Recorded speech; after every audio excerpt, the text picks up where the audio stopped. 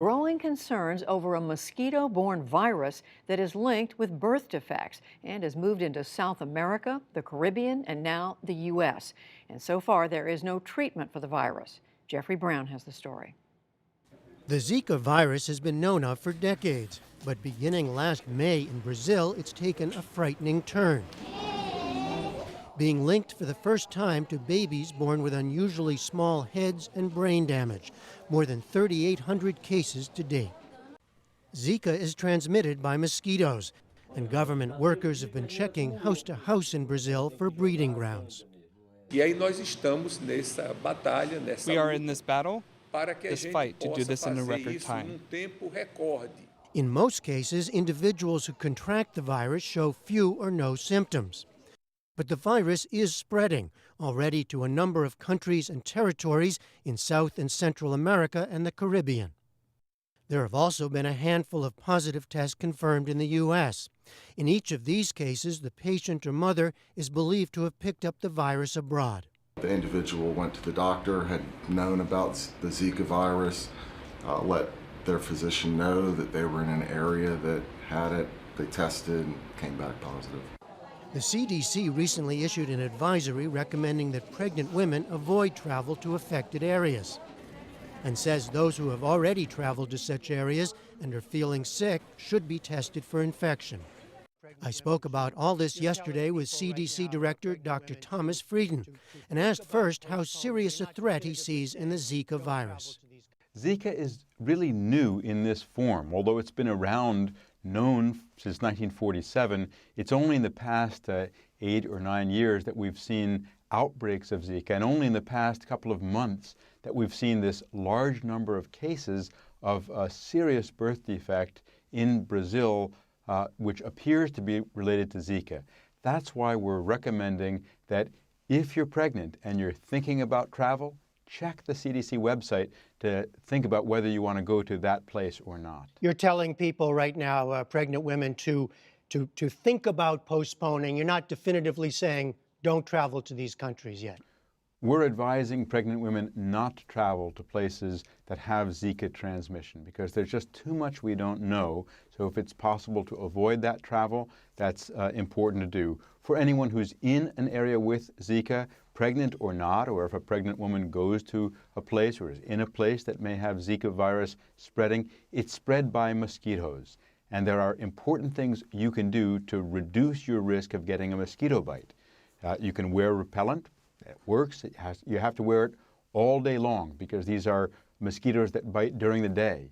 You can also wear clothing that has permethrin in it, and these are both safe in pregnancy. You can wear long sleeves and long pants to reduce your exposure, and you can stay inside in air conditioning or screened spaces. All of these things really do reduce your risk of mosquito bites, but we are recommending at this point, until we know more, just to be safer, that pregnant women, if possible, avoid travel to places that have Zika virus transmission. Now, you've said several times there's too much, there's a lot we just don't know. Let's just go through what we don't know, what we do know, because I gather that until recently, most cases involving Zika were not considered very dangerous, right? And so many of them had no symptoms whatsoever. Absolutely. We've generally seen that as many as 4 out of 5 people who get infected by Zika don't know it. They don't have any symptoms. And among those who get infected, the symptoms tend to be mild and go away within about a week of rash and fever, not feeling well. We have seen some reports of people who may have weakness or paralysis temporarily after Zika. Whether that's related or not, we still don't know. That's being investigated. But what's really concerning is this large number of birth defects that have been identified in Brazil, and studies in our CDC lab have identified that in some of the infants and some of the miscarried fetuses, because there were miscarriages, we've identified the Zika virus. That doesn't say that it's the only cause or the cause of all of them. There may be other factors, nutritional or other infections that are going into that, but this is a very unusual circumstance. It's very unusual that we identify a new virus that causes serious birth defects. There was a case reported in Hawaii of a baby born with brain damage. The mother in that case had lived in Brazil? That's correct. The mother had lived in Brazil, had gotten Zika in Brazil, and then the baby sadly was born with malformation or problems in Hawaii. And we've seen travelers coming back from areas with Zika in the U.S. We've diagnosed a dozen so far in our laboratory, and this is not unexpected. When Zika is in a community, it can spread quite widely. But what we've seen is that it tends to be associated with one particular type of mosquito that is only in certain parts of the U.S., and in those parts of the U.S., with the use of mosquito repellent, air conditioning, screens, we haven't seen large-scale transmission with viruses of this type. But we're still learning more and working hard to learn more about this virus. But is it not likely to spread into the U.S., given the pattern so far, and as the weather warms up come spring? I don't have a crystal ball. I can't predict what will happen. I can tell you what has happened with other similar viruses. This is spread by the mosquito that spreads the dengue virus. And there are some parts of Florida and potentially some parts of Texas where we've seen transmission of that virus. So it's possible that that will occur. However, this virus is a little different in that it mostly affects people, and people only carry it for a few days.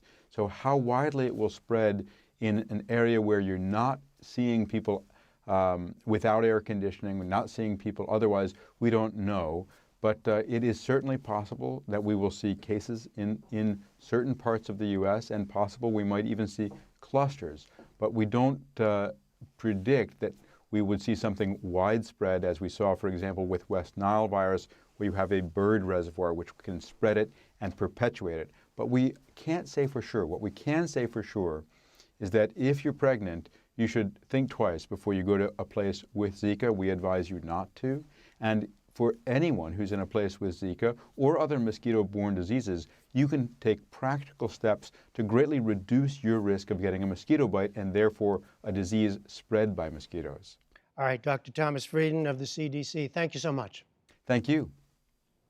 The CDC also launched its latest anti-smoking campaign this week. We spoke with Dr. Frieden about its impact, and we'll show you part of that conversation tomorrow.